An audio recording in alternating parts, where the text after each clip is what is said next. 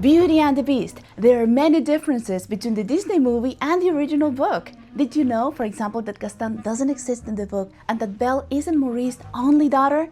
Hi everyone, I'm Bimal Zwei, and join me to explore some key differences between these two iconic works. As a bonus, I might even share with you some interesting details about the making of the Disney movie. For example, did you know that there's a hidden message about the Beast right at the beginning of the movie? Let's dive into what you might not know about Beauty and the Beast.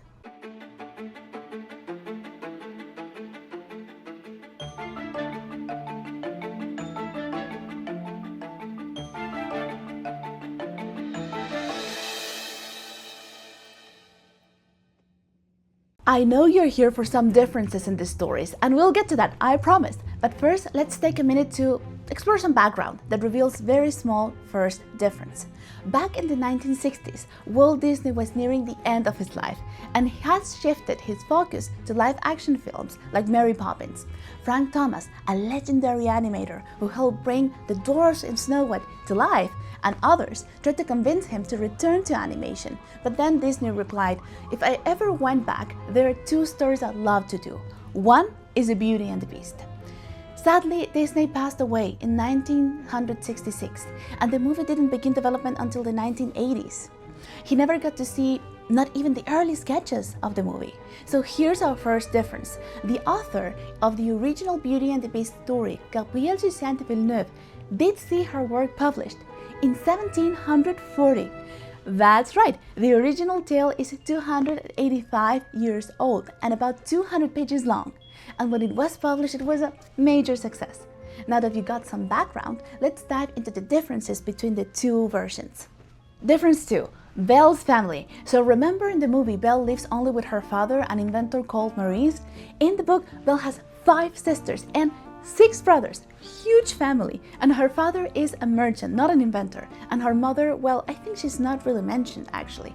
So the family lives in luxury, but after fires and shipwrecks, they lost everything, except for a country house where they ended up living. Belle has a good relationship with her father and brothers, but with the sisters, well, not really. They envy her for being beautiful, smart, and kind, maybe too perfect. If you're still watching the video at this point, let me give you a bonus, something you might not know about the movie. So, according to this book here, The Art of Beauty and the Beast, Belle was originally going to have a younger sister named Clarice and a cat named Charlie, but those ideas didn't make it to the final script, and Clarice was actually replaced by Chip, the little teacup that we all love. Difference 3. The villain.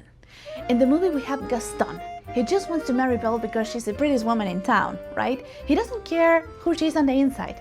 In the original book though, Gaston doesn't exist. So who's the villain? It's a fairy, and she's extremely old. We're talking about a lady over 1,000 years old, okay? And not very attractive. That is how she's described in the book.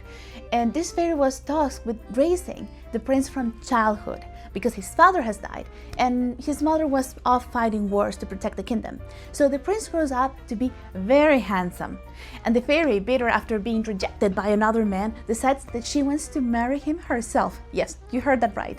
But the queen and the prince reject her proposal for obvious reasons, and as punishment, the fairy turns him into a beast. So he'll only become human again when a woman agrees to marry him for love. Another fun fact, if you're still here, in early drafts, some of which you can see on screen now, Gaston was going to be an aristocrat and a marquise, and Belle was going to have an aunt, Marguerite, who would conspire to marry her off to him. Imagine that! Enjoying the video so far? Give it a like and subscribe, and if you have thoughts, I'd love to read them in the comments. Difference 4. The Enchantress and the Fairies. So, remember how in the movie Stained Glass Window at the beginning tells the story of Prince Adam? On a winter's day, he refuses to give shelter to a humble old woman repulsed by her appearance. But the woman is actually an enchantress, and she curses the prince to live as a beast until a woman falls in love with him. In the book, there's no enchantress, just 2 fairies, and you already know about the bad one, the crazy one we talked about a few minutes ago. The other, a younger and kind fairy, helps Belle and the Beast to overcome obstacles. In fact, she plays a major role in the story, but explaining it would be a huge spoiler, so we better will not go into that in this video.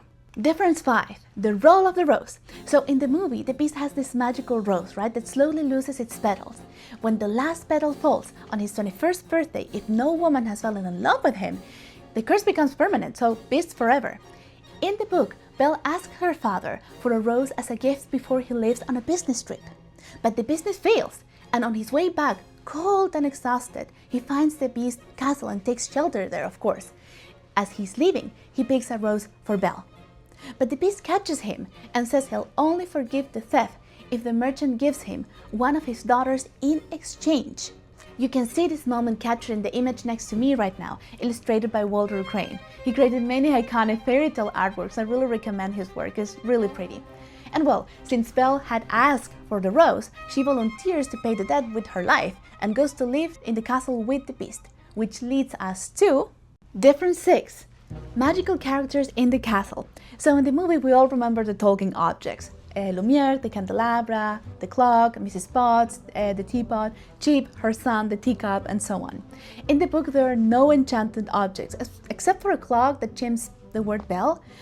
Most of the castle inhabitants were actually turned into statues that now decorate the gardens. But the castle does have magical creatures, birds that sing to Belle, monkeys that keep her company, as you can see now in the illustration here, and invisible servants who prepare the food. And if you are very observant and read the book, you'll notice that the castle garden is also enchanted, but in a subtler way. So there are orange trees that bloom in the middle of the winter, despite freezing temperatures, and that is impossible without magic or some very, very expensive heating systems. I think it's probably a way to show both the Beast's power and also his wealth. Difference 7, the personalities of Belle and the Beast. So Belle is very similar both in the book and the movie, but her interests are more developed in the book. So in the movie you will remember that her favorite hobby is reading. You'll remember also the Beast gives her the library, a beautiful scene. In the book she reads, sews, sings, plays the harpsichord, an instrument that is similar to a piano and other instruments, and also enjoys theater and opera, so she has a wide range of interests. The biggest personality differences are really in the Beast. In the movie, he's bad-tempered, arrogant, because basically he has lost all ambition and hope of becoming human again. He's someone who pays for a mistake more than anyone ever should. This is why I was so surprised to discover that in the original book, the Beast isn't arrogant or bad-tempered at all. He's very polite and well-mannered, and as you can see now actually in this illustration, he doesn't bang on Belle's door demanding, "Hey, come down to dinner." His transformation into a beast is completely unfair. Something very particular in the book is that he can't engage in intelligent or eloquent conversation, because part of the curse is that he can't express his humanity through words. So his challenge is even greater. He must win Belle over through his actions and not his speech. And since you're still here at the end of the video, thank you so much for that, let me share one last bonus fact from the movie. So originally the animators wanted Belle to be the central protagonist, but the plot didn't work. It felt super flat. Why? Because Belle doesn't change that much. The character who truly transforms is the Beast. So the animators shifted the focus to him. And here's the fascinating detail. This idea is almost literally expressed in the stained glass introduction at the start of the movie. So if you look closely at the image on screen now, you'll see Latin words at the bottom. Vincit qui se vincit.